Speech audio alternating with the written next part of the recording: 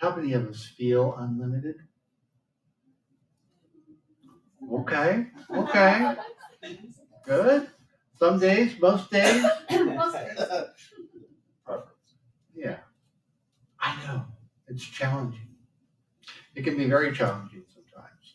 I need to get a little bit organized here. A lot of stuff going on. So the title of today's message is Living Spirit, Tools for Transformation. We've been talking about the mind-body connection and a lot of different things around all of that this month. And I'm going to try to pull some of it together, and so that we can walk out with some things that take us beyond just the whole theory of spirituality. Because it's very easy to get wrapped up in a whole bunch of theory, a whole bunch of thoughts and ideas and rabbit hole conversations about the way it all works. And we use fancy words and all this stuff to describe the universe and our relationship to it. And then I look out at my life and I go, really? I mean, really? Because, and I'll just speak for me. My week this week, from a 20,000 foot view, so to speak, not a bad week. And there were some pretty rough patches this week for me. I had some challenges, emotional challenges, physical challenges, organizational, logistical challenges, all kinds of things that I had to face and deal with. And some of them I dealt with quite well. Some of them, it got pretty messy. There were tears shed. There was upset. There was anger and frustration. And I wasn't feeling very spiritual. I was feeling rather less than. I was trapped in my limited humanity. It got wrapped up in all the woe is me and the tears are like, come on, man. And we get to be that. So I'm here to let you know that we get to be that person too. We get to have the frustration. We get to have the upset. That's part of the process. I get to shed the tears and be frustrated. And I get to have the joy too that happens on the other side.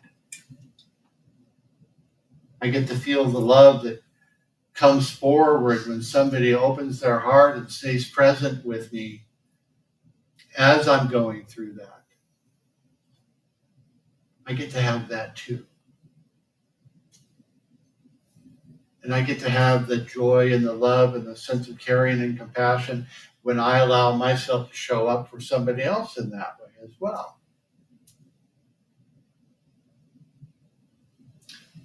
For me, this is all what I'm talking about is part of being spiritual, of living a spiritual life. Dr. Olson, the author of our book of the month, wrote this. Not that one. That's a good one, though. I know. They're all nice. She wrote, I'm sorry, Joe, giving ourselves the gift to be spiritual. Giving ourselves the gift to be spiritual is one of the most powerful. I don't have that. Did I not give you that one? No. Oops, now I'm having trouble reading my writing. Tough week. I know. See, there. Yeah, thank you. All right. Giving ourselves the gift of being spiritual is one of the most powerful, actionable. One of the most powerful, actionable gifts we can give ourselves in this lifetime. Giving ourselves the gift to be spiritual is one of the most powerful, actionable gifts we can give ourselves in this lifetime. I really like that word actionable. And the fact that we are giving ourselves a gift, we're giving ourselves permission and saying, here, you, we, I get to look at the world in a whole new way. And acknowledging that there is a power greater than we are that we use, a power greater than we are that created us, that brought us into being, a power greater than we are that is love and joy and peace. And it is the darkness and it's the upset and it's all the stuff. It's the full spectrum of it. Because the ends of the polar ends of our experience define each other.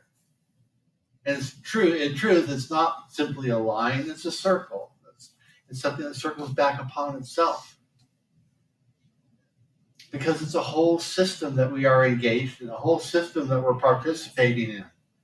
That says, this is all of it, holding it all as being an inclusive experience, says that all of my experience is the spiritual experience. And learning to embrace all of it is the way we heal our lives. Learning to embrace the challenges, learning to embrace the experiences of being less than, learning to embrace sometimes the ideas that in moments I feel limited, grabbing a hold of that and saying, yeah, that too, this too is it. And then we take the tools that we learn, we take the meditation, we take the classes, we take the opportunity to reach out to somebody to support us, we take the opportunity to go sit quietly and read a book of inspiration.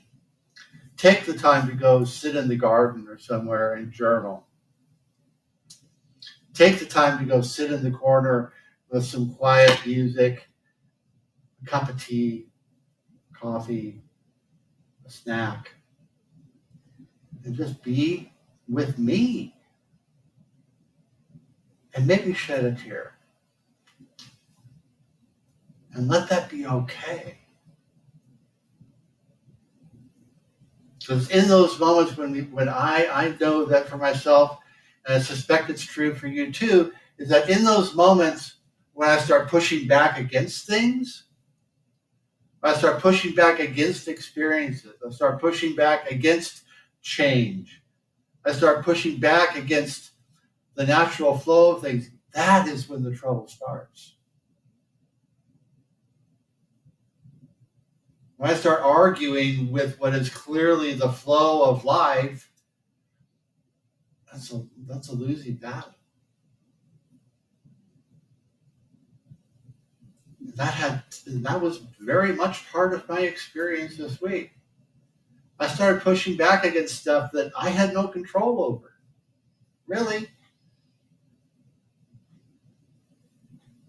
Silly. I know better. Y'all know better.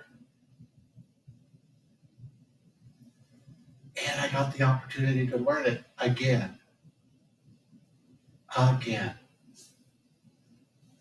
Ernest Holmes writes this: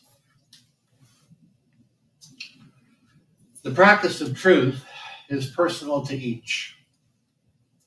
And in the long run, no one can live our lives for us. To each is given what we need, and the gifts of heaven come to all alike. The essence of spiritual mind healing, affirmative prayer, and all true religious philosophy is an inner realization of the presence of perfection within and around about. The gifts of heaven are given to all alike. And what we're talking about is an inner realization of the presence of perfection. You see, there's a divine idea at the core and center of each and every one of us. There's an idea of each of us that is filled with light and love and joy and peace and power and prosperity and wholeness and health and laughter and whimsy and magic and all the things. All the things.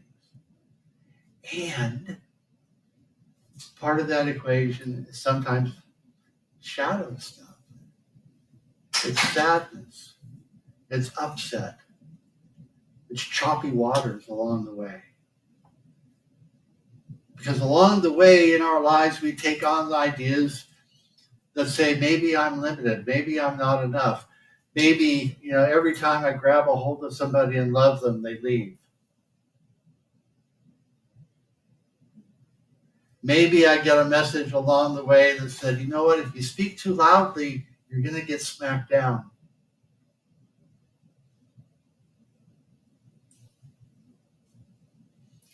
Maybe I got a message along the way that said, you know what, you can't really ask for what you want because you're just not worth it. So don't ask. Just don't ask.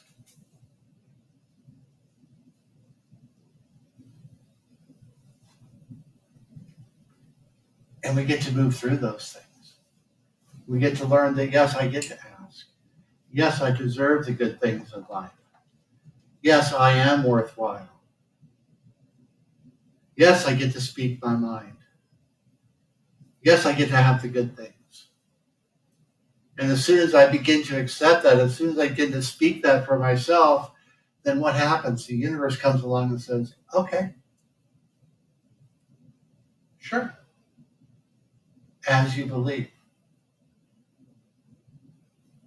Or as Wesley would say in The Princess Bride, as you wish.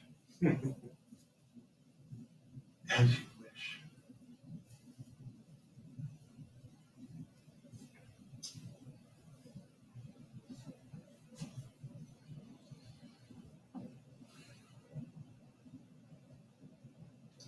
I decided a while back that I made a stand for myself and said, you know what? I'm here to just dance with spirit. I'm just going to do this dance. I'm going to move through this life. And I am going to simply expect spirit to greet me at every turn. With my good. With love. With joy. With prosperity. With health. With wholeness. And some areas it's really good. Some areas it can be a challenge. But I simply expect it. And I decided that I was going to have fun and dance with it. Interestingly enough, as I poured the clear water of that belief into the cup of my consciousness, the things that needed to get cleaned up, what happened? They bubbled up. And I get to learn and grow along the way. I get to look at those and say, do I want to keep it?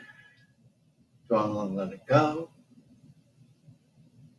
And sometimes I let it go and it comes back. Or sometimes I clean it up and let it go and I get a deeper level of the same thing. But I keep showing up.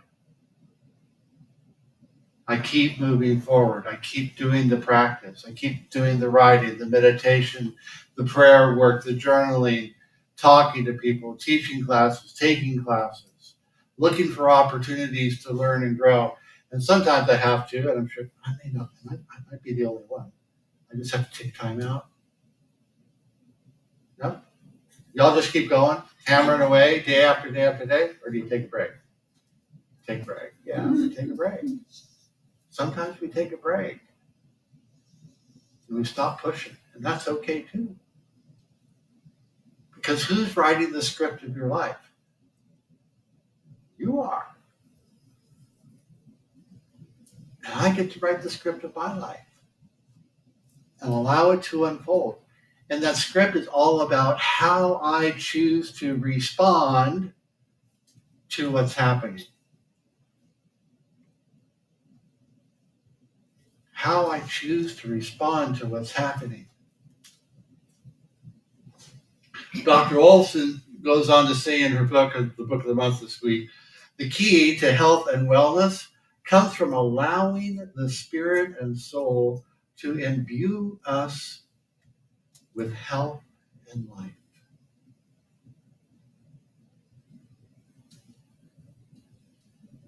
getting ourselves out of the way long enough to allow that health and life to show up,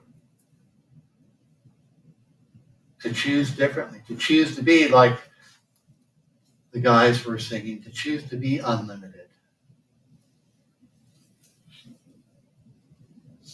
to get ourselves out of the way, to, as Ralph Waldo Emerson wrote, get our bloated nothingness out of the divine circuits,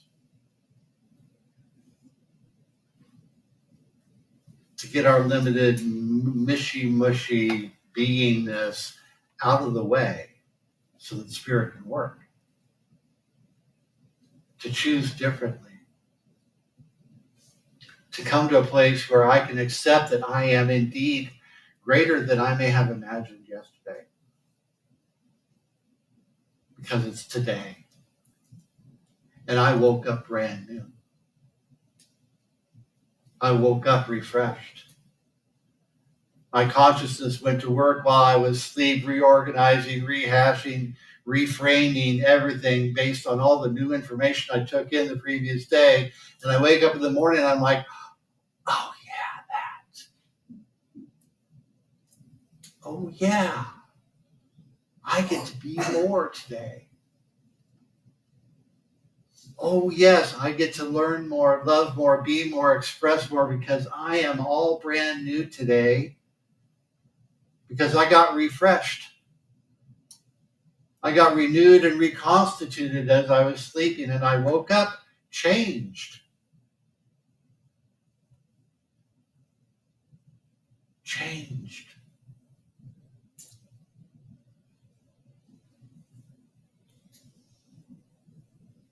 It's a beautiful thing to learn to walk with spirit and dance with spirit and walk in the field of this life with spirit. Excuse me, as my partner. And yeah, I know it's everywhere. It's in me. It's in between my cells. It is my cells. It's the hairs on the top of my head. And it's around me. And it's beneath me. And it's above me. And it's in the walls of the building. It's in the seat I'm sitting on. It is everywhere and everything. And I choose to have an experience in my life that says, you know what? I take spirit as my partner. And we walk hand in hand through this life. I can have that experience because it will show up for me in ways that I need it to, that I want it to. That is the way I choose to experience it. And I feel it on my shoulder. And I feel it in my heart. And I feel it in my breath. And some days when I'm feeling particularly disjointed or disconnected, I simply walk around. I'll walk around the world with my hands like this, just facing the ground. And I will feel the energy flowing back and forth between my hands and the ground that I'm walking on. And that makes a difference.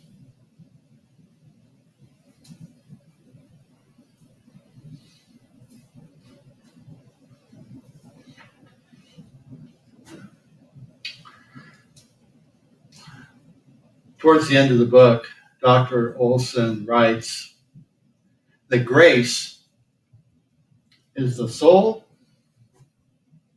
and spirit making love.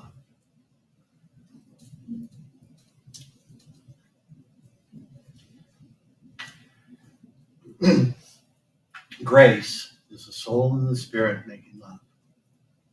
What a wonderful way to think about it.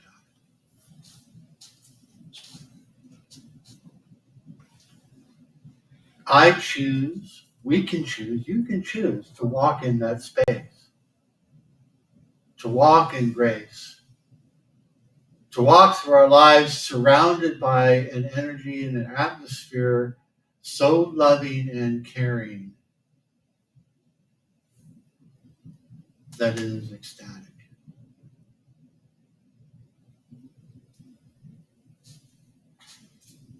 Would you like to have moments like that in your life?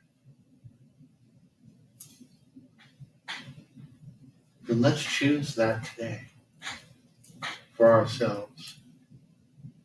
Let's remember that we have an opportunity daily, moment to moment, to breathe into just that kind of experience that says, indeed, grace is that for me. That I walk daily with a sense of spirit based on my own practices that says, I am, and then we fill in the blank.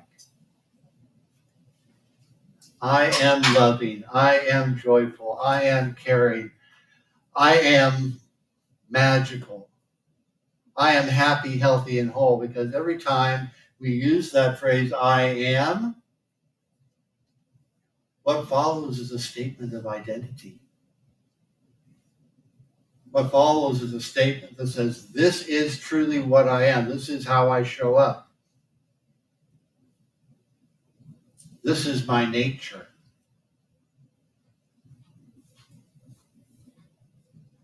So let's be mindful about what we follow that statement I am with, especially when we're speaking it with conviction. Let's speak I am joyful into my experience. Let's speak I am loving and caring into my experience. Let's speak I am prosperous, healthy, whole, and abundant into our experience. Let's speak I am peaceful. I am at peace. I am comfortable in my own skin.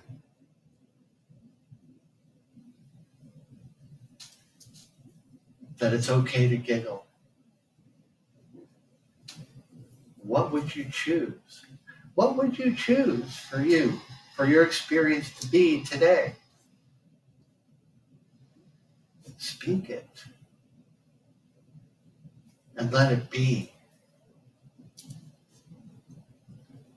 So this week, our spiritual practice is to remember that we have, if we've been around this kind of teaching for any stretch of time, we all have a pretty significant toolbox of spiritual tools, do we not?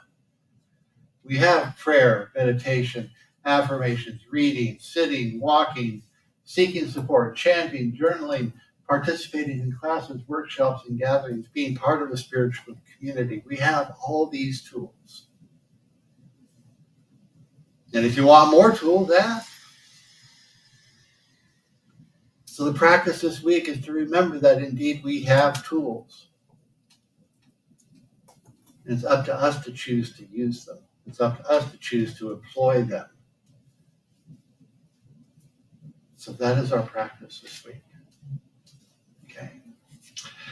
We do have a weekly Mindful Monday newsletter. If you'd like to receive that newsletter, point your camera at the QR code and we'll get you signed up for that as well. Or you can put your email address on the clipboard in the lobby. So with that, I will open it up. We are opening it up for questions, comments, your thoughts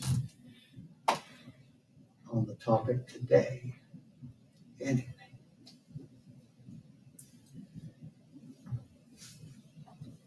And every time we pause like this, I hear the Jeopardy tune in the back of my head. Don't you?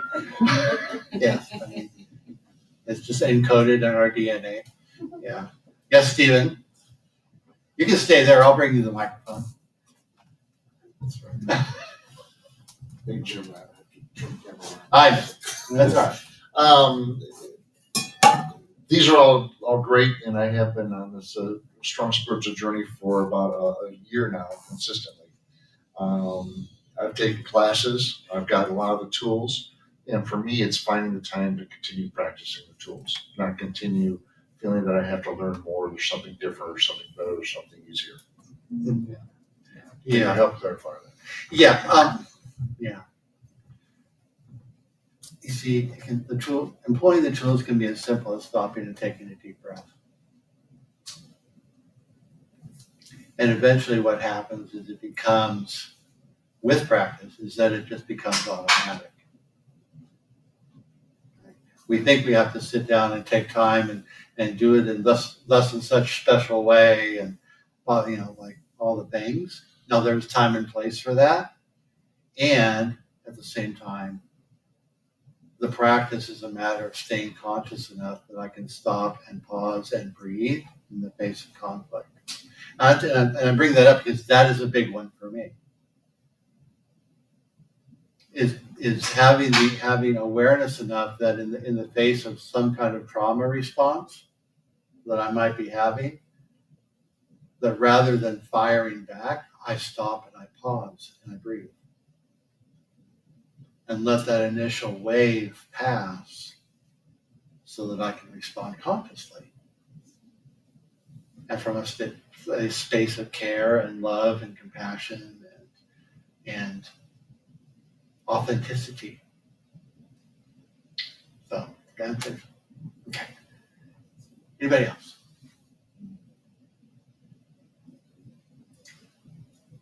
No? Okay. I'm not going to make you talk. Thank you, Joe. Thank you, Steve. Let's take all of this into prayer this morning.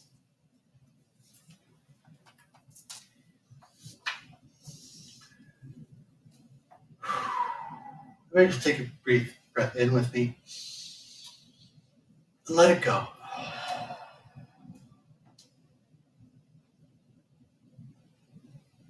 And we return to center. We return to spirit. We return to a conscious and intentional awareness of the one infinite life, love, mind, spirit that is God. A universal life, power, and presence that moves within us and through us and around us with each and every thought, every word, every breath we take. It is closer to us than our hands and feet. Enfolding us in love and truth and wisdom right here and right now. I affirm for each and every one of us here and those watching online, that we are conscious, awake, and aware that God, Spirit, our higher power is all there is, that this infinite source and substance of life is ever present.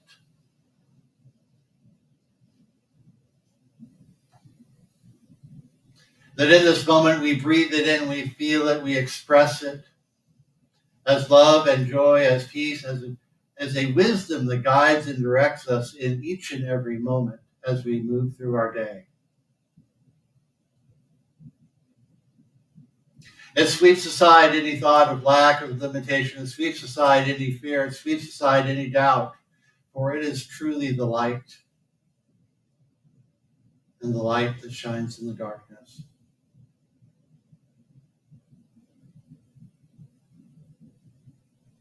We own it, we feel it, we receive it, and we express it. Truly it is a flow. It is the flow of us in this thing we call life.